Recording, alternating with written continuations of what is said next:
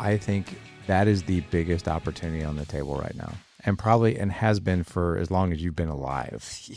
Like, I think about the past 19 years, and if you think about like how often I could have done that, or mom could have done that, or you guys could have done that, but like the pressure release valve in the family and the connection piece would be even more on point than it is now. Yeah. All right, gentlemen. So if you are wanting your kids to be honest, and you want your kids to tell the truth, and you want to raise kids who have confidence, well, then it's actually all about ownership. Ownership needs to be a part of the process. And what is ownership? Ownership is telling the truth even when you don't want to. And it's even telling the truth when it might be scary. But remember this quote, which is, the most powerful man in the room is the one who has nothing to hide. And these are the types of people, these are the types of men that we want to be, right? And we also want to raise strong, confident young men who do the same, strong, confident young daughters who do the same. And today, for me and Ethan, that's what we're going to do. We're going to unpack this today. So what's up, brother? How are you doing? I'm doing... Yeah, look at that. The mic wasn't up there.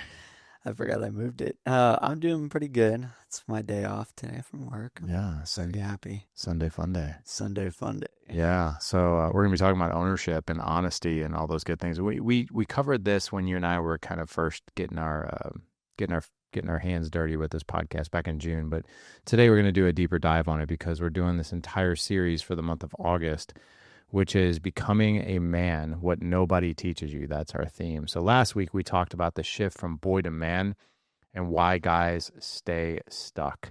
And we talked a lot last week about emotional intelligence, I think, and mental health and what does it really mean to grow up. So I really enjoyed last week's podcast. Yeah, me too.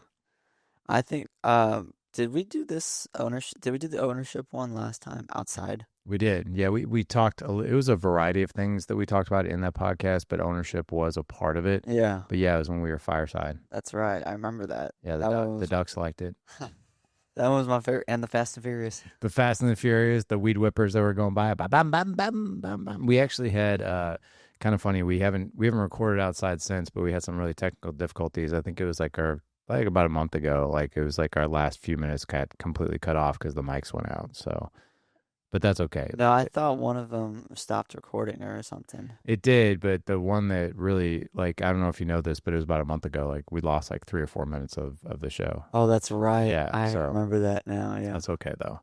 These things happen. It's a dad podcast. Not all of them are going to be perfect. I mean, out of 1,400 episodes, not all are going to be perfect. So, but anyway, today, like I said, ownership, the hardest skill to learn, but the one that changes everything. That's what today's podcast is all about. So we're going to be talking about a couple of things, why ownership beats excuses, blame, and entitlement. Ooh, that's going to be a good one. It's a good one. That's a good one. Why are we talking about Happy Gilmore? That's his number 2 video just came out. Happy 2. Stories of times when Ethan struggled with ownership.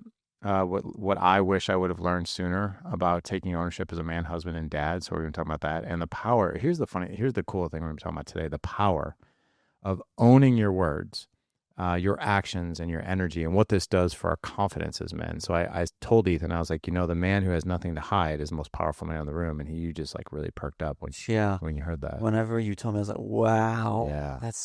That's very accurate though. It's like, what were you saying though about that? Like knowing if you own up to like, you have like really good ownership skills, you like no one can hold anything against you or anything. Well, it's like if you have if you own something, right, then it's if you have nothing to hide. So if you just like, hey, so for instance, like I remember what was it? It was you've done it so many times, I have to be honest, of owning your mistakes that there's like nothing left to argue, if that makes sense. So like, I can't remember, I think it was, I might have called you out on something that you were doing, or like I think it might have been when we agreed that you were going to get up at 8 o'clock every morning. Yep. And yeah. I already know where this is going. Yeah. And I think it was 2 days in a row, I had to go down and wake you at like 9. I'm like, hey man, this is not what we agreed upon. Yeah. And there was like a gazillion reasons why, you didn't sleep well that night. You were just getting back from vacation. You were jet lagged. Like things were not like, you weren't sleeping well. So like there was justification about you, like, well, I'm off. It's summertime. I don't have a full-time job yet. Like I want to enjoy my time, but instead you came back with, I have no excuse. You're right. This is what we agreed upon. This will not happen again. And here's what I'm doing to fix it. So when you do that, me as a dad, I have nothing left to nag you on. Yeah, you're just like, Okay. okay, Yeah. all right, I'll hold you to it. Yeah. It's more like, okay, there's really nothing more left to say. Yeah, I think it's when people argue, blame, and like, it's not my fault and there's excuses. That's when the other person has, they're always going to have a step above you because they're going to be like, yeah, it's an excuse. You're going to fight for your excuse. But yeah, I know so many people, and I won't mention them, but I know so many people that like I call them out on something, or someone calls them out on something, and they try to defend they just try to defend themselves. I'm just like, dude, stop trying to defend yourself. Like yeah, you're clearly in the wrong. I don't yeah, know why you're trying to defend yourself. exactly. And I mean, I even find in my adult life, I mean, people that work for me, you call them out on something, they, if they own it, they have, you don't have, there's not even a reason to go further in the conversation Yeah, other than like usually giving the person a lot of kudos, a lot of praise for like, dude, like for owning that, like yeah. on you for that. So We talked about this last time, but I wasn't like taking initiative of doing my assignments in my English class. yeah. And I emailed them. If you really want to know the full story, Well, just we're call gonna me. get to that. But yeah, I Yeah. just wanted to really quickly say that like I owned up to my mistakes, and they gave me full credit for turning in missing assignments. See, like the stuff like that, like, and not that you want to own up to things because you want to manipulate. You own, Oh gosh, no. yeah. I So wasn't expecting anything. I was expecting like, yeah, I can grade them, but you're not gonna get full credit. yeah, And I got full credit, right. and I wasn't expecting that. Don't expect to get like if you want to do something like that, don't expect full credit at all. I think we need to. So let's make a note. Like, I don't want to forget that during this show. Like, let's make a note of that. That we want to own things because of integrity and because of honesty, not because we want to manipulate the other person to do something that we want them to do. So we'll talk about that as well. But hey, real quick, guys, we're gonna pause here for a second. So I'm holding up a canister of collagen, first form collagen. So I want to make sure that you guys know about this. Obviously, our show sponsor is First Form. I've been taking their products since 2009. But I got to tell you, collagen has been new to me since May 4th, since I got hurt. Yep. So I used to like, right or wrong, I used to be like, well, this is the girly girl protein. Like This girly girl protein. this is hair, skin, and nails. That's kind of how they. But the thing is about collagen, yes, it's great for hair, skin, and nails. But that's where they really found like the marketing behind this. People really, really like, oh, I want better skin, I want better hair and nails. So like that's a marketing. I think it works because Oh, it you're works. like even up top, like your hair looks fuller almost. Well, I'm not. no. I mean, you did have thinner hair, but now it looks way better. Well, good. I actually started using some of the dry texturizing stuff that Lawson has. So it Oh, doesn't that look stuff. wet. Yeah, so like it makes it look thicker too. So I think there's that. But anyway, let me get to some of the cool things about collagen. So after I got hurt, I was like, well, I know collagen is good for hair, skin, and nails. I've never taken it, but I also know it's good for joint health, right? And it's good for pain reduction. So I'm like, maybe I should look into this. So I just want to share with you guys, all of you guys out there have never taken collagen, and you're like, well, that's a girly girl protein. It's actually not. So check this out. You're a There's girly girl if you don't take it. maybe, but Just kidding. here's a couple things. Number one, joint health and pain reduction. Collagen helps rebuild cartilage and may reduce joint pain from training, aging, or old injuries. Clinical studies show that men supplementing with hydrolyzed collagen experience less joint discomfort during activity. So that's really cool. So especially like runners and lifters. Muscle growth and recovery. Here's another one.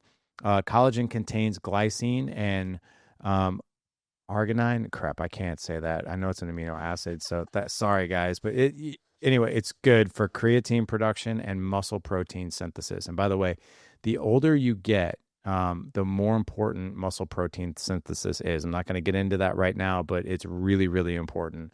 Combined with resistance training, collagen may also improve lean muscle mass retention, which is something that I really wanted to do while I was injured because I'm not really able to train legs too much right now, and I'm not able to walk or run. So I want to make sure that was going on.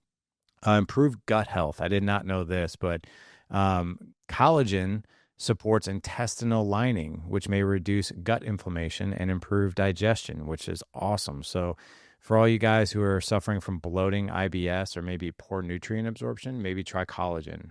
Hair, skin, and nails. It's right there.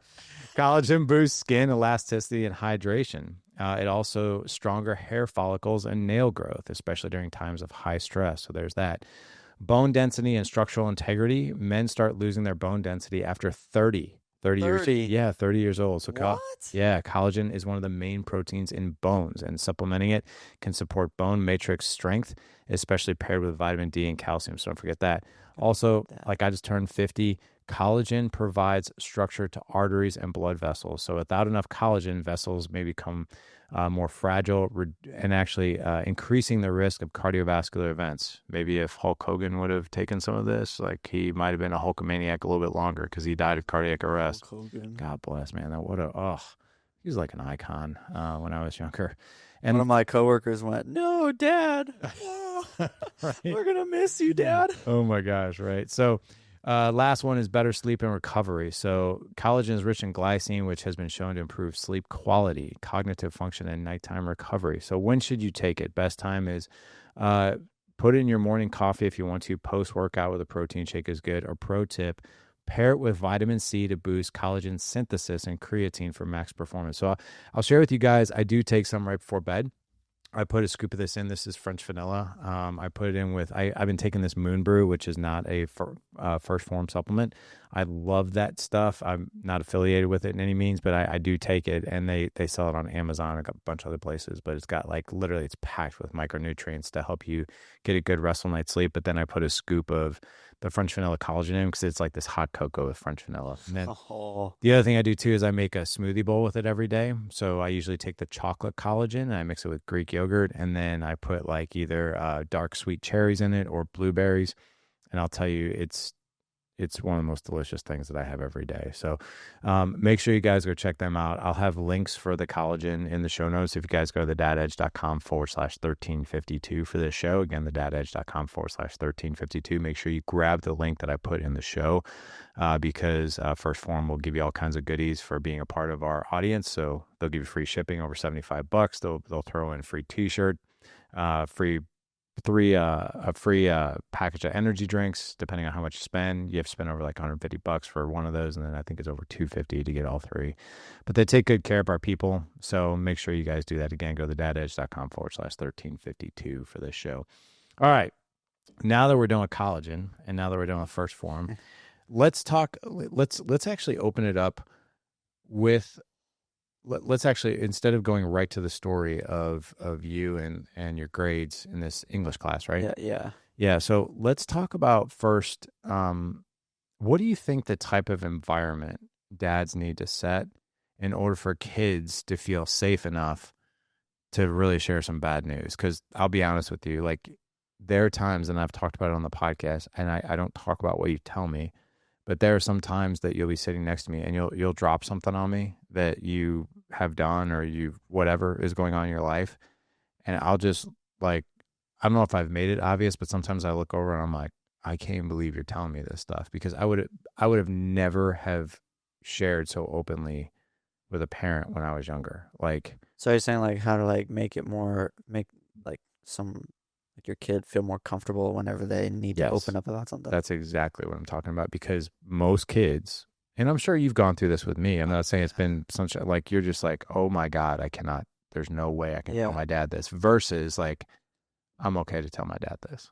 Yeah, like honestly, yes, I have been in those situations here with both you and mom actually, where I was like, if I tell mom and dad this, I am dead meat. But eventually my guilty conscience would tell you guys, because my guilt was worse than telling you guys, you know what I mean? But that environment you guys started creating for us for like years now is like, you say, and you hold your word to it. You say, I promise I won't get mad. Now you do whenever, if it's like really bad, like, and I'm not saying I've done this. I stole something. I've never done that before though. I open up to like, Yeah, I stole this from QT. I stole an energy drink. Did you? No, I was I gonna told say, you I know I you have never never stole, stole but the way before. you said that, I was super convinced that might No, happen. I'm making up a scenario. I can list other things that I have done, but I don't want to go into that right Yeah, now. you don't have to. But I'm making one up right now. I've never stolen before, but if I did, I'd be like, yeah, I stole that. And then I think you'd be like, okay. You like process it, you let it go through your head, and then you like say, give me a second. I walk away and I get a little worried, but I know whatever you're doing, it's not like, how can I, like, I don't want to yell. You're not the type of person that yells if we do something horrible. Well, it depends on what it is though, but you don't usually yell missing the assignments. Let's kind of do that. Not really Sure. stealing because I've never stole before.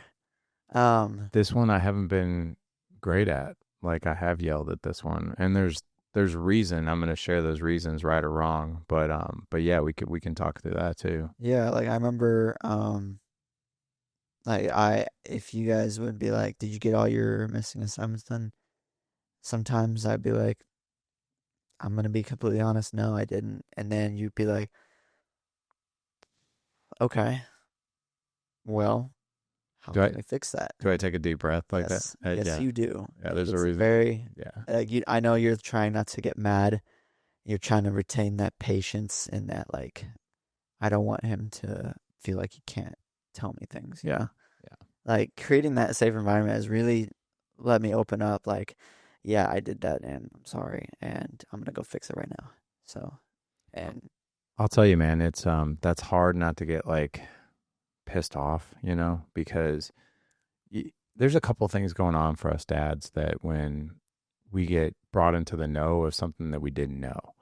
So we're frustrated at a few things. Number one, you did a thing. yeah, So we're frustrated at that. We're frustrated the fact that like how long has this been going on? I didn't see it. yeah, So there's that. We're also frustrated because we kind of come down on ourselves. Like, why didn't I see this as the dad? Like maybe I'm just not on top of his life as much as I should be. So we're kind of mad at ourselves. We also start to question ourselves of like, why is he operating like this? Have I not taught him better? So we somehow it becomes about us, which it shouldn't be. yeah. But that's how a dad will take it. So it's like, So wait, like every time I would open up about something, you would kind of blame yourself for it? oh yeah, Wow. there's a part of me, yeah, because like I think that's what a lot of dads do. Like, and I think so. Like, if when you see a dad who's frustrated for wrongdoing, it's not. It's usually not just the one wrongdoing. It's not the thing. And I'm sure, like, I remember being a kid. I'm like, oh my gosh, like they're so upset over this thing. But what's really happening is there's four, five, six things that's hitting you at once as a dad or as a mom too. Of like so, for instance, like, oh my god, my kid just did that. I'm disappointed at that. Why didn't I see this? What's wrong with me? I should have seen it. So we're mad at ourselves. What did I miss, with maybe some life lessons here that I didn't teach well enough? So that's on me. What if I did that wrong? Like there's so many things that just hit our radar when we're hit with something like that. And the reason we get so frustrated and angry is because it's not just the one thing, it's like five things that just hit us like a baseball bat. Yeah, And that's what it feels like. yeah. Well, that makes sense, Yeah. honestly, because yeah, I mean that would just it just makes sense. Like, There's also something funny about this. oh yeah, what So, is it? and you'll get this when you're a dad. So I laugh about this now, but it's something that happens like every freaking day, man. And like I've had I've had guests on the show, Gary John Bishop, who I'm gonna cuss right now, but it's only because of the title of his book. He wrote the book Unfuck Yourself. I And know exactly what you're talking yeah, about. and he also wrote the book Stop Doing That Shit. Like he loves to cuss. He's from Scotland, but he I've interviewed him like 4 or 5 times on the podcast, and I just interviewed him not too long ago because he wrote a parenting book. And here's what happens to us as parents. You will totally get this. Like when you're older. So your kid comes to you and they're like, I didn't do my missing assignment, right? And they got an F for the missing assignment. And the reason parents gets pissed is because all the reasons I just said, like Yeah, the one thing that hits you, but then the 4 or 5 things that never hit a kid's radar but hits ours. yeah, But then we catastrophize this like 30 years down the road. They're like, this one missing assignment is going to turn into them never keeping a job, getting a divorce, being an absent father. They're going to end up in rehab, in jail, and probably dead. Like, That's like if, overthinking. oh yeah, if I don't fix this thing, this missing assignment thing, he's gonna end up in a gutter homeless. Like that, dude. That's what we think about. I'm not kidding. Like we get so wound up because we think if we don't help you fix this thing, your entire life is ruined. Like So you're saying like this one bad habit could become a huge problem in the future? you want an example? Yeah, Okay. So this will probably sound familiar. So like I don't have a tolerance for missing assignments, right? yeah, You know that, right? yeah, You probably have heard me say this. I'm like, dude, it's not just about the missing assignment. The missing assignment represents an unpaid bill. yeah, It represents a report that your boss needed that you decided, I'm just not going to do it because I'm too busy or I'm too tired or whatever. The missing assignment is, you told your kid you were going to do something and then you completely bailed out of it. You completely botched it. Like I always said, your missing assignment is your word. It's the thing that you keep no matter what. So it's like literally like missing assignments are going to come across to you as like your credit card bill. I don't really feel like paying that this month, so I'm not going to do it. And then it turns into being a catastrophe of like interest and ruining your credit and all this other stuff.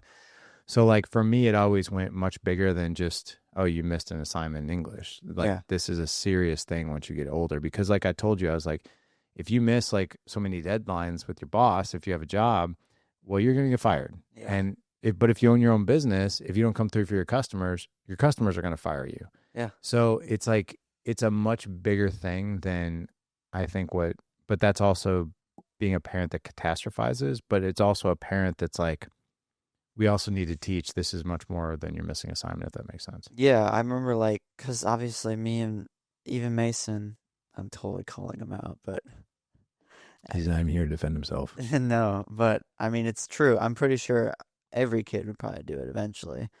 But in like whenever you get older and you don't feel the motivation of doing like school, like you're just like, "Ugh, I don't like school. I don't want to go. I don't want to get up early.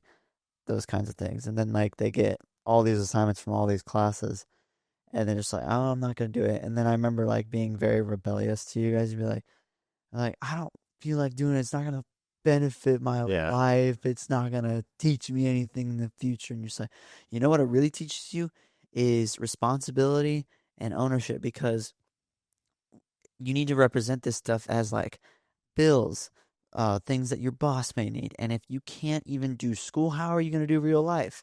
And I'm just like, yeah, and I can't defend myself. And I'm just like, Well, you could easily say like, well, I wouldn't do this in real life. oh yeah, It's like if my boss asked me something, I still do it. But the interesting thing would you is though? Would you? that's the thing. The principle is the same, right? The missing assignment is the unpaid credit card bill, and now all of a sudden your credit gets hit, and then your interest for your credit card doubles, and now all of a sudden like instead of owing $1,000, now you owe $2,000, Oh and gosh. your credit went from 750 to 580, and stuff like that.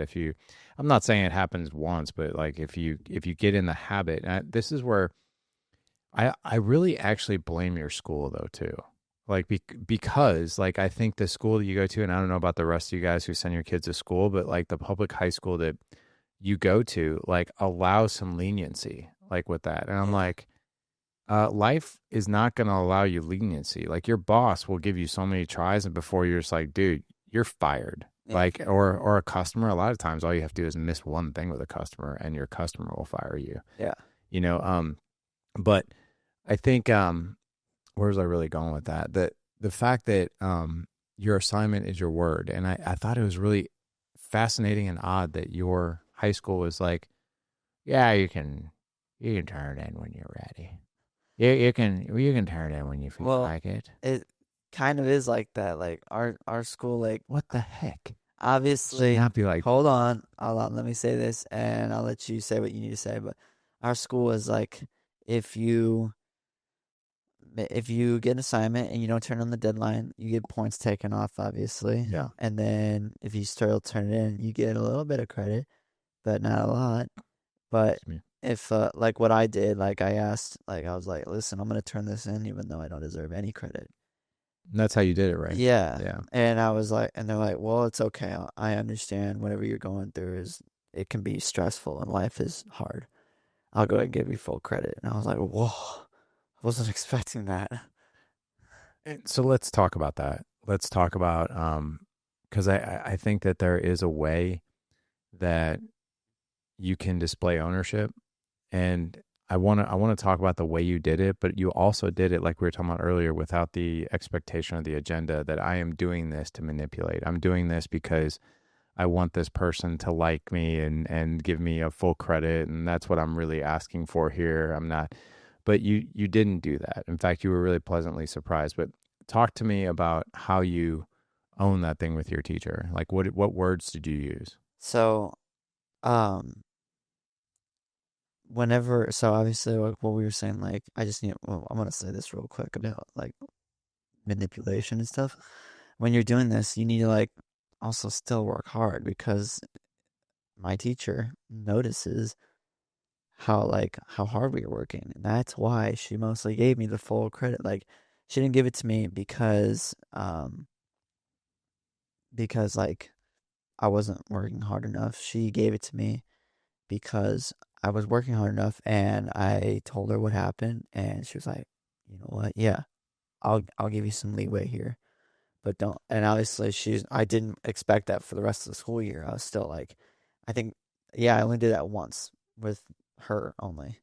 But like what I said was, "Good evening, so and so." Not gonna say who it is.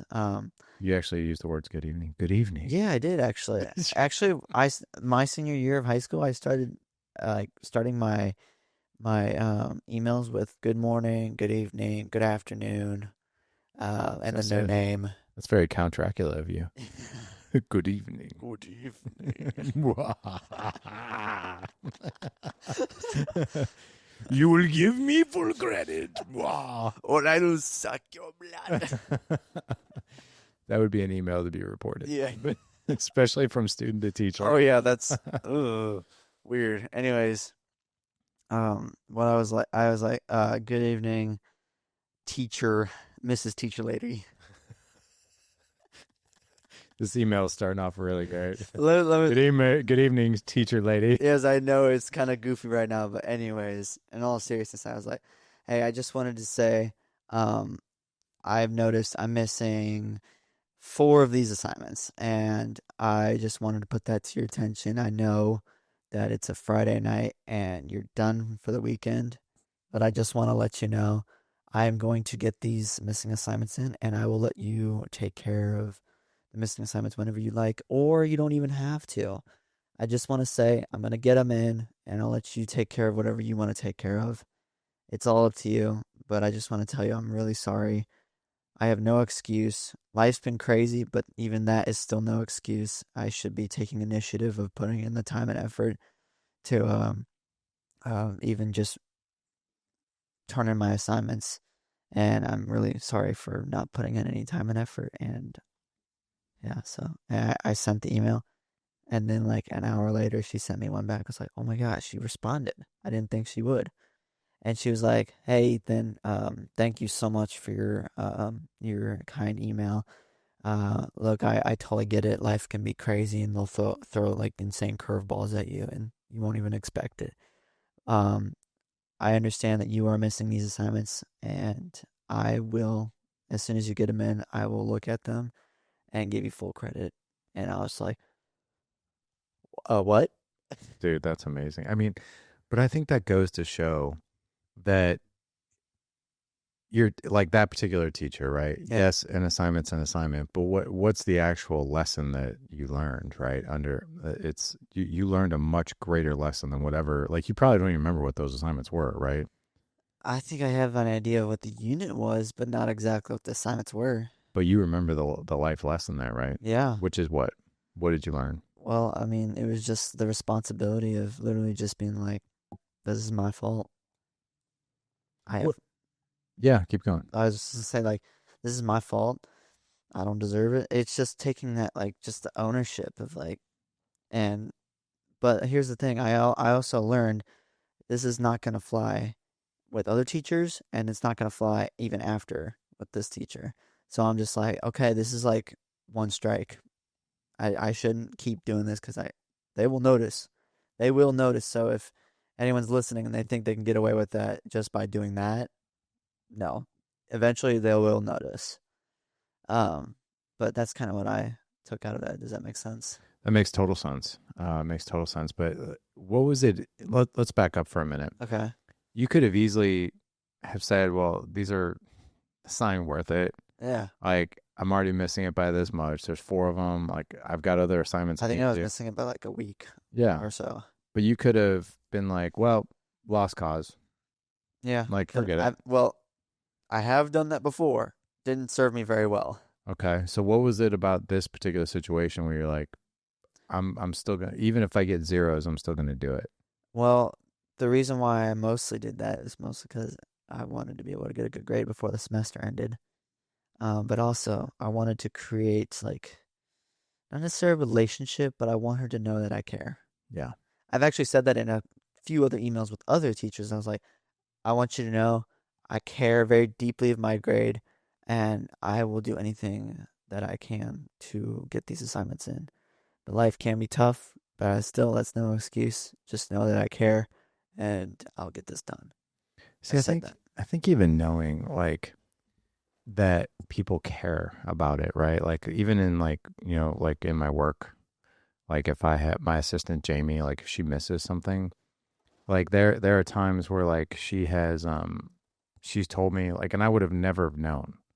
Like she's like, "Hey, I accidentally used your credit card for this shipping label, and it was a personal shipping label, and it might have been like $10." And she's like, "So I'm gonna reimburse you over PayPal." And I'm like, "Holy cow!" I was like, I would have I would have never known. Yeah, And the fact that she has come forward and said that, number one, I want to be like, "Don't worry about it. Like, I'll cover the $10, right?" So yeah, like, not that she's doing it for that, but like, it makes every word that comes out of her mouth, I never question it. Cause like she's done that over and over. Like she's like, "Hey, I did this wrong, or I did that wrong." Like I never have to go fishing for something she did wrong. yeah, And I think I give her a lot of credibility. And when she speaks to me, I know it's truth. The same way when the more honest you are with me as a son, even though sometimes I'm like, "Ooh, like that one's like it's heavy for me to hear." I also know that if I ask you something in the future and you tell me, I I won't doubt it because yeah, I'm like he's displayed honesty so much that why would I doubt or like why would I second guess what he's telling me now? yeah. And I want this actually just came to mind when you said that. Um, Whenever I display so much honesty, I want you to know that I don't plan on manipulating you since you've already gained that trust. Like I've lost your trust a few times, and that feels like a stab to the heart. And I'm just like, oh, I want him to trust me. I need him to trust me because I want him to know like that I am committed to whatever we said. And the fact that he doesn't have my trust anymore really hurts, and that's on me. That's on me, and I'm just like, I have to regain that trust back. I totally get it. I totally get it because believe it or not, I'm your dad, like I'm your authority figure, but I need to toe that line Oh yeah, just as much as you do. oh yeah, So like whew, um can I share something personal? yeah, sure. Um No, I'm kidding. Go ahead. I lied to you. You lied to me. I did. Oh yeah. What? And you know about it already. But Oh, we can talk okay. about it. In I was fact, gonna say, is it something I've never heard of? no, it's something that's actually very, very recent. And maybe this is, I didn't expect to share this story, but I want to, Okay. because you and I we haven't talked about it. And I think this is a real struggle for guys. And number one, it's really hard for me to talk about. Try to keep my emotions in check, when I talk about it. It's okay. But, um, but I think it would be really cool since we haven't talked about this to maybe unpack this like live, like just for the first time. And maybe you can help me understand some things and maybe also help dads understand some things. So, All right. you probably remember it was about a month ago. I came out of the bedroom and I didn't expect to see you, but you were in the living room watching TV. And I walked right past you and I went into the mudroom and I was standing there in the dark. You remember that? I know exactly what this is. Oh, I know exactly what you're gonna say Yeah. because I don't think I was watching TV. I think I was on. You know what it was? I came back from the gym and I was texting Megan, Yeah. my girlfriend, I think. I was texting her. I was like letting her know that I just got home safe. You came out of your bedroom And when this was at like 11 o'clock at night. Everyone's in bed. The lights were all off around the house. It was dark. I was sitting in the dark, and then I was gonna get up and just go to bed right after I was done texting her. But I saw you came up out of your bedroom, and you went into. I said, "Hey," and you said, "Hey." Just kept walking. Didn't even look at me. And you went to the mudroom. Go ahead, continue. And even in the mudroom, the lights still weren't on. I was like, "Oh, he's going in the mudroom. He must be getting some kind of like supplement or something." The lights still didn't turn on. I was like, "That's weird." Yeah. Yeah. So, that, I think that was actually maybe, is that a month ago or like 6 weeks ago? It was, Wasn't it when we got back from our trip? oh my God. Yeah. I know exactly. Oh my God. I know exactly why I was so upset. Right when you said that, I thought it was because I was in a lot of pain that night, but I thought it was too. so, um, I'll share this with you, but I don't, please don't feel bad about it because, I already do. okay, don't, because there's nothing that you guys did or anything like that. Yeah.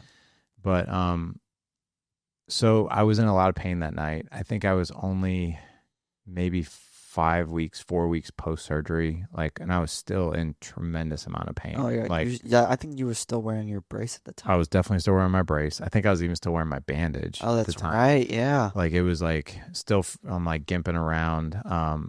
You occasionally used your crutches still. I did a little bit, yeah. But that night I was in quite a bit of pain. Like I was trying to sleep, and every time I moved, I was just like, oh my God, my knee is killing me. And it was also the combination of you guys had just got home from the 2 week trip. Yeah. And so, yeah, I think I shared this on the podcast, but like, so I got hurt on May 4th. I had surgery May 14th. And then you guys, we were supposed to go on a big family vacation, a big family adventure, June 2nd through the 12th. Yeah. And it was like we started in Hurricane, Utah, and it was hiking Mount Zion National Park and Bryce and Oh my gosh, it was the most I know, Antelope Canyon and the Grand Canyon and like all these Horseshoe Bend, all these national parks and all this beauty, and you ended up in Moab with the arches, and it was like literally like a dream vacation. And Oh we my gosh, Bryce Canyon was so I know, and we purposely scheduled that vacation because we were like, let's do something big because it was your last year. Yeah. You graduated, and it was Mason's like, a trip we want to do with him included, because we'll do one next year too, but like let's do something big and fun and like something that makes so many memories. Grand Tetons. I get too. But you guys were, I told y'all, I was like, I can't go, and the five of you left. And on June 2nd, when I saw you guys drive off, and I was home for almost 2 straight weeks, because you guys got home on the 13th. Now I think about it, almost 2 weeks. Yeah. And there was not a day that went by that I did not break down a little bit. And that's because like I would see all the photos that Mom was putting on Facebook and all the memories you guys were making. And it was in 50 years of living, I have never felt such devastating FOMO in my life. I'll share this with you too. I literally, when Mom would post things, I would pass it by on purpose. Like I'd be on my Facebook, I'd see she posted like 40 pictures of the thing. I would just go right past it. I don't blame you, honestly. I'd probably be doing the same thing. Yeah. Not kidding. But like that night, that when you were home, it was a combination of how much pain I was in, and I was so angry, and I was so sad, and I was just like, I'm missing out on precious time and experiences, and on top of it, I'm feeling pain. And I went out to the family room. I didn't know you were out there, to like literally freaking lose it, man. To like literally just bawl like a baby. Like that's where I was at. And I just didn't want your mom to hear it. Like I didn't want to break down in the bedroom with Mom there. So I told her I was getting up. And when I saw you were there, I was like, oh crap. Like first thing I thought was, oh crap. And I walked right past you, and I went in the mudroom, and I just froze in there and all the lights were off. And I was like, what do I do? I was so upset. And I was crying in there, and I was like, I have nowhere to go. Like, where am I supposed to go? I can't go out in the family room. He's going to see me. I can't go to the bedroom because Mom will hear me.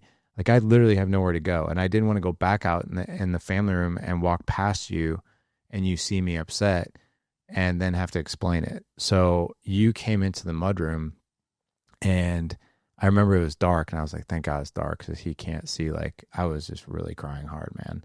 And I then couldn't tell actually. I know. And then you were like, "What are you doing?" I was like, "Oh, I'm just looking for my evening supplements." Like I think that's what I told you. Like Yeah, I walked in there and you know what you did? You opened up the cabinet looking for something. Looking for something. I was hiding my face. Yeah, I know you were. Yeah. I didn't know that at the time though, because I actually thought you were looking for something. I was like, I actually came in there looking. I was actually concerned. I was like, are you okay? Because the light didn't come on. I could hear sniffling, but I was like, he's probably just got a runny stuffy nose. I didn't think anything of it, but I felt like something was really off because you didn't look at me. You you sounded so down, and the light in the mudroom did not turn on. I was like, what's going on? And I was like checking on you. I was like, are you okay? And you're like, yeah, I'm fine. I'm okay. I was like, what are you doing? He's just like, I can't remember what exactly you said, but I think you're just looking for something. I was just looking for I take supplements before I go to bed, and I was like, I'm Yeah. just looking for my supplements. Yeah, I think that's kind of what you were saying. And I was like, oh, okay. I just want to check on you. You didn't turn on the light. He's like, yeah, I didn't need to. Yeah, So, how can I look for something in the dark? That was just like you could have called me out on that in a second. Be like, how do you even see it? Be like, I don't know. oh, I know where. Well, it seems like you have a place for everything in that room. So, I do, but well, let's talk about this for a second. okay. I was not honest. I hid. I was dishonest. I could have easily told you, but there's something I think.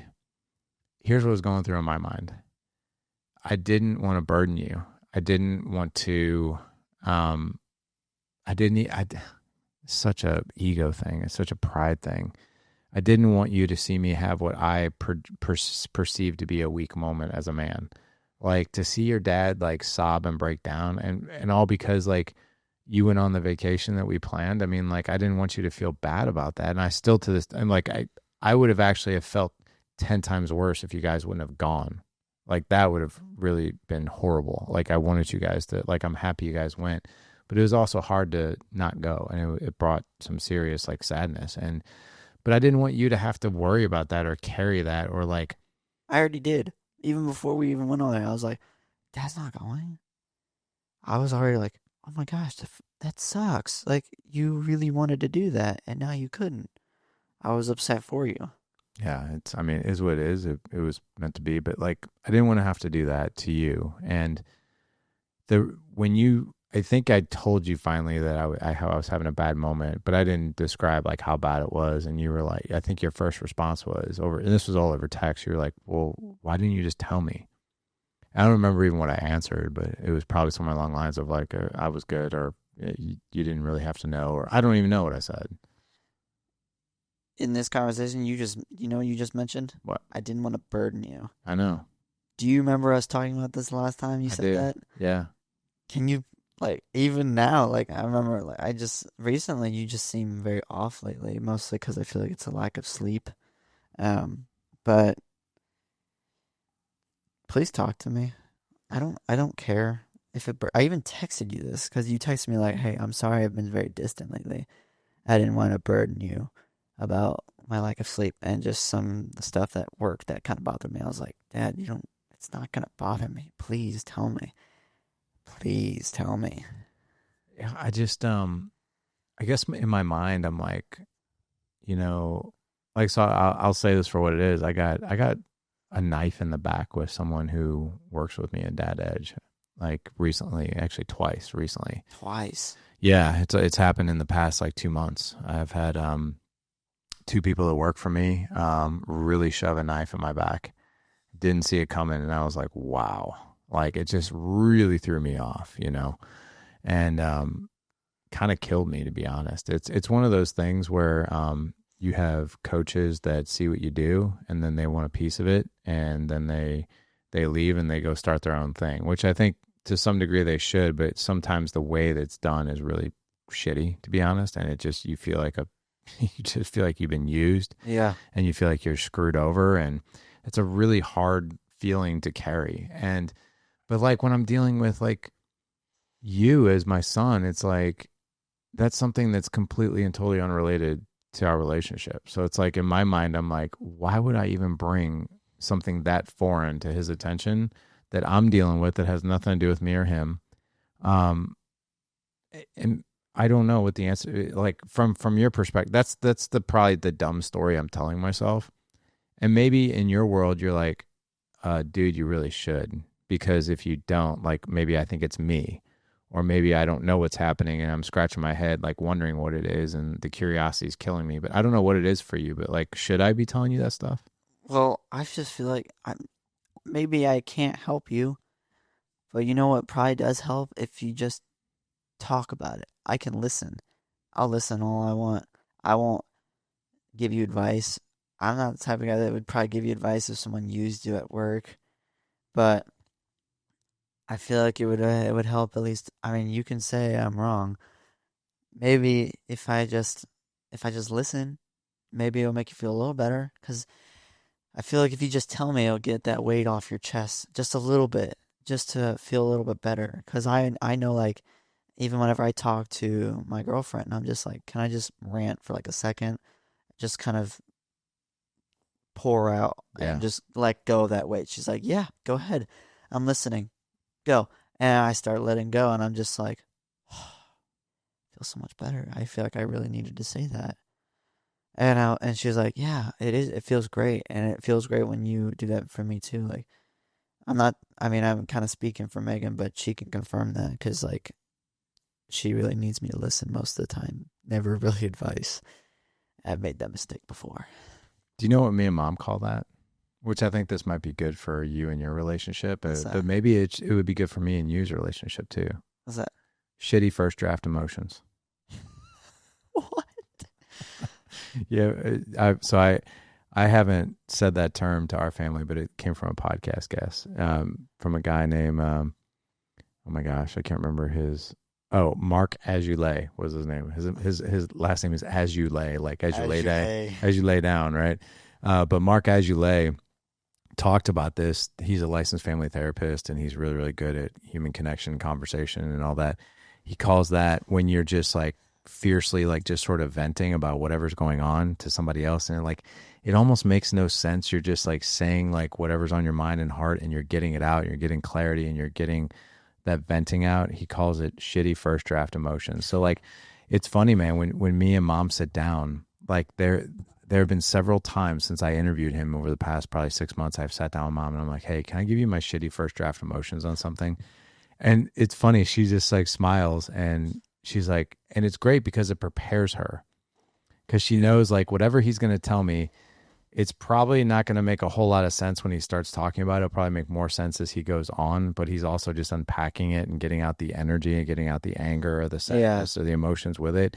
So it's just going to feel like this sort of like big like punch in the face of all this stuff that's coming at the person. Mm. So they're just sort of well prepared for it. But like Yeah. me and mom do that. Like, can I give you my shitty first draft emotions on something? So would it be helpful if like, I know in the past, maybe comparing it to this, when you have been afraid to tell me something, what is it that I've told you to tell me first before you lay something heavy on me? Do you remember?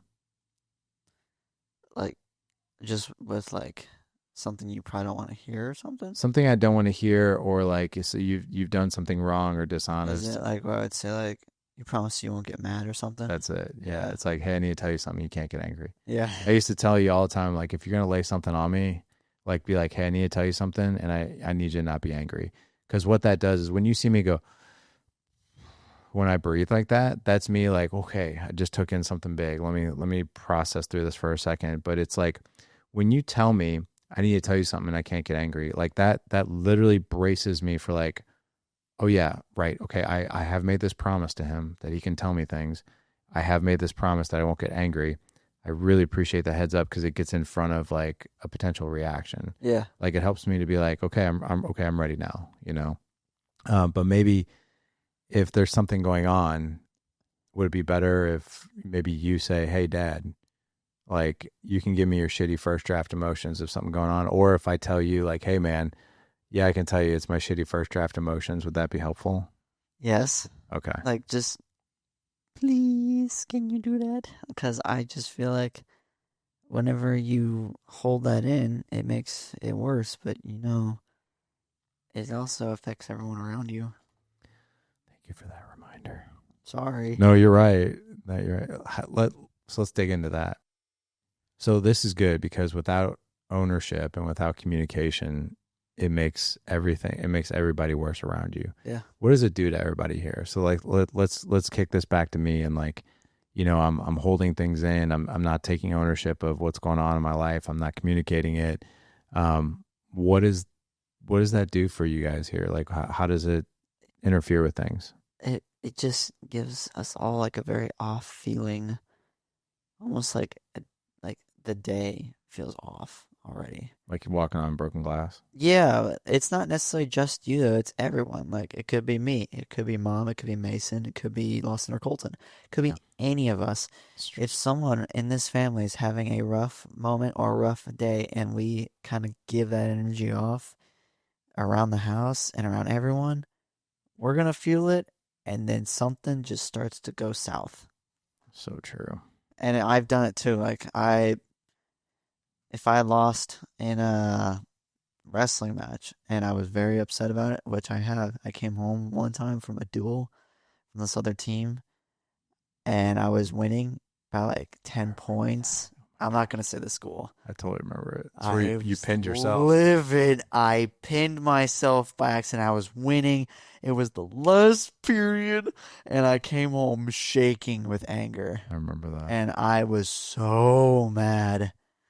Our coach, that was a really rough Oh, I remember. day for all of us though. Like our coach literally he dug into us. Yeah. Like even much of the varsity guys, including me, he actually pulled me and two other people aside because we all three of us did a thing where we were winning and then we ruined it all. And he dug into us and we are just like, oh God. Thanks for making me feel worse. Yes. Yeah. I mean, But he made us. He tried to make us feel better, but he's a coach. He had to. Yeah. Yeah. And yes. and I came home and I was just like, and mom was like, "Are you okay?" I'm just like, "No, not okay. Are you kidding?" She's like, "Give me a hug." I'm just like, "Okay, Okay. okay, fine." But like, Yeah. I could tell like whenever I got home, even Lawson and Colton were just like, "Is Ethan okay?" Yeah. And then even you guys were like, "Don't bother him right now. Let's just leave him alone. Give him his space." That's pretty much what everyone though. Even in wrestling, our best wrestlers, if they lost, they would be so mad. Oh yeah. Yeah. And we would literally be like, "Don't even talk to him." I actually walked past one of our best wrestlers at districts. You know who it is, right? Well, there's a few. I'm not gonna say his name. See your 175 pounder. He's our 215. Okay, I know you're talking about. Yep. He lost a match in districts and almost lost his qualification of getting state. And whenever he lost, I was out in the hall already talking to you guys. He walked past us, and his girlfriend and his family was behind us, and I could hear him say, "Don't talk to me right now. Give me my shirt. I need to go take a walk." I remember that. And he stormed off. And his Yeah. girlfriend and his family were like, "Yep, this is routine now. Like if he loses, don't say anything." Yeah. Like, You know what though? Like I wonder if there's a way, and just as we wrap this show up, maybe we could talk about this. Is there a way that our family could somehow, some way, like maybe it's a part of our operating system as a family, that whatever it is you're going through, people will meet you where you're at. Like if you just say it out loud, no one's going to judge you, even if you're in your head. No one's going to think less of you. Maybe it's just like, I even think about like, think of it like this. Like, what would it feel like for you to have a day like that? Or like I'm thinking about like if I have a bad day, like, some of the things I've shared on this show right now, like if I were to walk into our family room and sit down at dinner and be like, "Guys, I just want to like let y'all know something. Like my headspace is a bit messy right now. This just happened. This just happened. This just happened. I'm trying to process through it. I don't know exactly what to think about it right now, but I just want to like let y'all know." Like, what do you think the pressure release valve in the room would be? Because I know like if you came into the room and just stated with all your awareness, "Guys, this is what happened to me today." Like I was 10 points ahead. I was in the third period. I pinned myself. My coach then jump down my throat about the whole thing. I feel terrible about it. I feel terrible about it right now. I'm just trying to process through it. But I just want to let you guys know. And just to know that we as your family would be like, man, we got you. Yeah. We totally got you. That's okay. But Yeah. yeah, like, what do you think that dynamic would do for our family? If every person in this family not only did that, but they believed in that. You have no idea. Like, just it's the fact of not knowing what's wrong, or even like Mm, just that like he won't open up. But when you do, even me, everyone just kind of like, oh yeah, no, we got you. I hear you. We understand.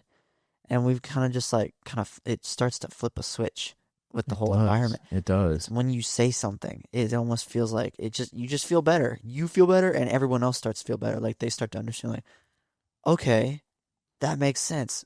Of course, we got you. We won't bother you. We'll give you your space. Go. But if you're just like, don't talk to me right now, and it's just like, whoa, Yeah. what's going on? Like you almost feel like you did something wrong. You know what's so funny too is that I feel like our family, because of this podcast, like we've done a lot of good things. I think Yeah. we've done a lot of right things. That one though, I think that is the biggest opportunity on the table right now. And probably and has been for as long as you've been alive. Yeah. Like I think about the past 19 years, and if you think about like how often I could have done that, or mom could have done that, or you guys could have done that, but like the pressure release valve in the family and the connection piece would be even more on point than it is now. Yeah. And what would it be like for us to just do that? I think it will turn bad days into better days. I Not agree. probably not great or good days, but it will definitely help us be like, okay, now we know the situation. Now we know what to be aware of. And then it would start to turn the day around. It probably wouldn't do much, but it's a start. I agree. And it would make the whole environment feel so much better. I agree. And bad habits are hard to break, but Oh yeah. I really think I think me and you should lead that charge in Yeah. the family. And like I need to do it the most. Yeah. Mom always jokes to me all the time, like she's like, you do not have a poker face. Like I know if you're happy, sad, mad, ecstatic, goofy, just by like when you walk into the room and I can just feel your body language and the look on your face. And Yeah. yeah, I don't hide that way. Neither's my brother Grant. My brother Grant's the exact same way. Really? If he's happy, dude, you can tell a mile away. If he's pissed, dude, you can feel it from the other end of the room. Like he's got that aura about him too. Yeah. Wait, what? Aura? Did you actually just say that? What did I say? I didn't think. What did I say? I didn't What did I say? Aura.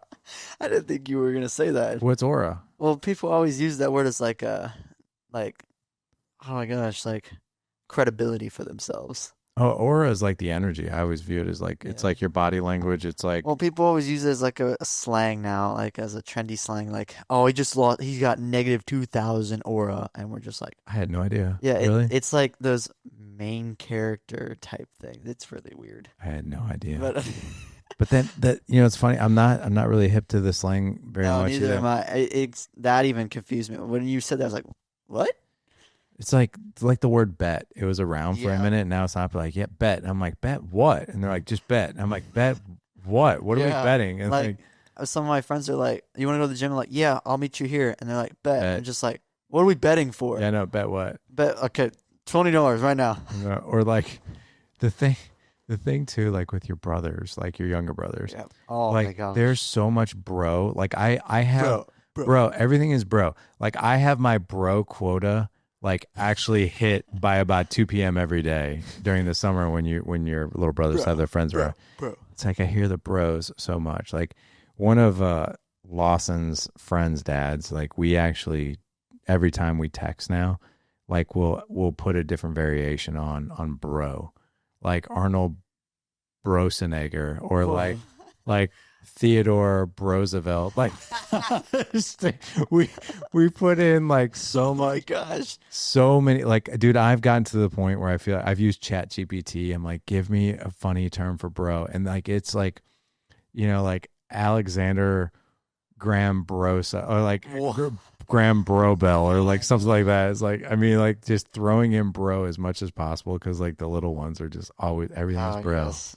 So, but well, dude, let's wrap this show up. I do want to give the audience just something that they can go grab for free, and that's I think one of the reasons you probably feel really comfortable telling the truth is because we've had really safe conversations over the years, and I did a training around that, how to create safe environments and also like let your kids know that you're fully present, because there are times where quite frankly I'm terrible at it.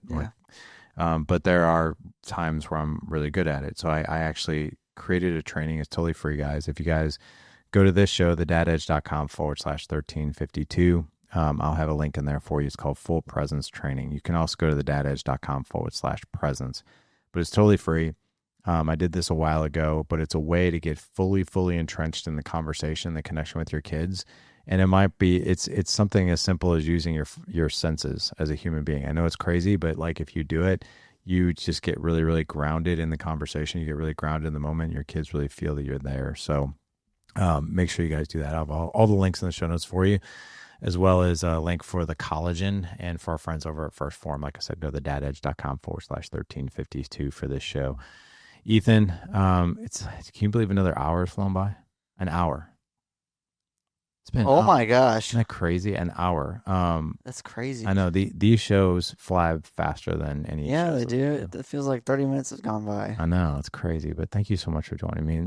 Let's see what we got for next week before we close this thing out. Right. Next week, let's see here. Or do you have it on your phone there? I think you sent it to me. Let me take a look. I did. Okay. Ooh. Wait. Next week is resilience. No. Why do so many men stay emotionally young into adulthood? So that's not it, actually. I apologize, guys. Are you sure? Maybe. I just want. This is week 3, right? Yeah, it's week 3. Is it right? That's what it says on my. Okay, you're right. Yeah, you're right. Yeah. So yeah, it's how to get back up when life punches you in the face. Yep, that's what we're doing. That's it. Why don't you read it? Okay. Yeah, that'd be good. I just closed it all up, but give me 1 second. Yeah, we'll give a teaser for next week's show. Yes, I can open my phone. Okay. Resilience, how to get back up when life punches you in the face. That's it. Yeah. So it's not the adult. It's not the emotional. Yeah. Adult. Yeah. My experiences with failure, rejection, and adversity. Why resilience is more important than talent or intelligence. Your reflections on where resilience has shaped your life and how fathers can teach resilience without preaching. Yeah. To be honest, man, I'm really excited about diving into that show next week. Yeah, me too. Because you, of all people, like, it's really fascinating to me how you embrace discomfort. Like how because you are someone who embraces discomfort. And I think that's not your generation. Your generation is comfort seeking. Yeah. Like they always want to be more comfortable. Well, trust me, I still seek comfort, but I'm just like, whenever I hear something that sounds hard, I'm just like, let's do it. Yeah, let's do it. Because like just recently, and I'm like, I have a full-time job. One of my buddies, he actually had the idea of it. I need to give him a little bit of credit for that. I'm not going to say what it is, though. But he was like, hey, you want to get up early and go for a run? I was like, yeah, let's do it. Yeah, and I was like, oh, man, I was hoping I was sleeping just a little bit so I could have enough time to get up for work. But no, I was like, you know what? Let's do it. Let's go for a run. And we went on a 2.5-mile run at 6:30 a.m. I was done by like 7:10-ish, 7:15. Yeah, that was really after 7.